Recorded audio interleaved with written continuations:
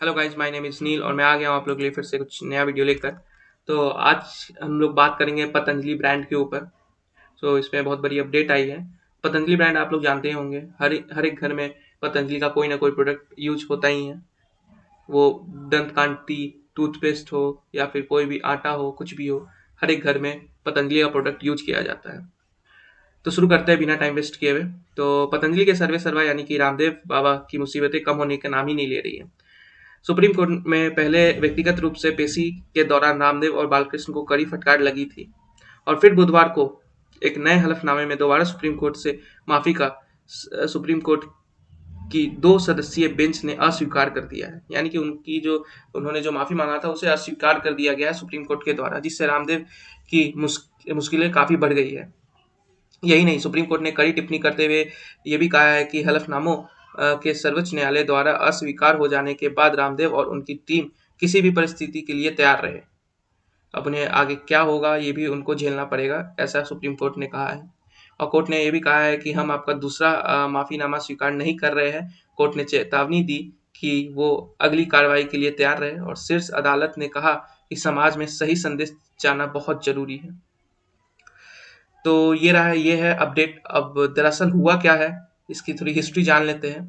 तो दरअसल Indian medical association IMA ने अगस्त 2022 में सुप्रीम कोर्ट में एक याचिका दायर की थी, जिसमें पतंजलि ने एक विज्ञापन दिया था जिसमें कहा था कि एलोपैथी, फार्मा और मेडिकल उद्योग द्वारा गलतफहमियों से खुद को और देश को बचाए। बाबा रामदेव की एलोपैथी को बेवकूफ और दिवालिया विज्ञान कहा था। उन्होंने दावा किया था कि एलोपैथी दवा कोविड-19 से होने वाली मौतों के लिए जिम्मेदार है। आईएमए ने दावा किया कि पतंजलि के कारण भी लोग वैक्सीन लगवाने से हिचकिचा रहे थे। इस मामले पर पहली सुनवाई 21 नवंबर 2023 को हुई थी।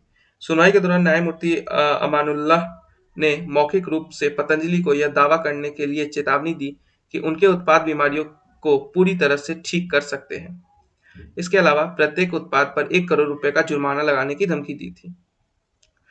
फिर दोबारा इस केस पे नजर डाला गया 15 जनवरी 2024 को, जहां सुप्रीम कोर्ट को झूठे और भ्रामक विज्ञापनों यानी कि मिसलीडिंग एडवर्टीजमेंट्स के निरंतर प्रकाशन के संबंध में भारत के मुख्य न्यायाधीश और न्यायमूर्ति अमानुल्लाह को संबोधित एक गुमनाम पत्र मिला।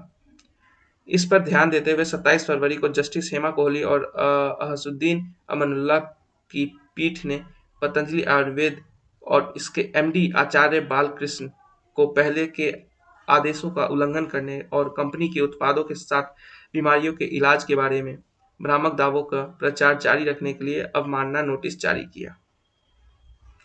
सरकार से भी इस मामले पर जवाब मांगा गया है। न्यायमूर्ति अमानुल्लाह ने कहा, पूरे देश को चक्कर में डाल दिया गया है और 2 साल तक आप इंतजार करते रहे जब ड्रग्स अधिनियम कहता है कि यह निषिद्ध है।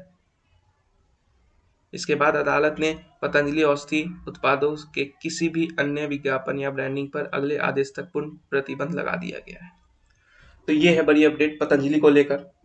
तो ये आप लोग तक पहुंचना बहुत जरूरी है क्योंकि एक बहुत ही बड़ा ब्रांड है और मैं भी इवन यूज करता हूँ दंत कांति पतंजलि का।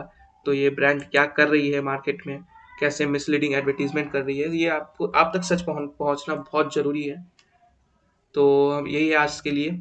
हम लोग फिर मिलेंगे नेक्स्ट वीडियो में। Till then bye bye and take care.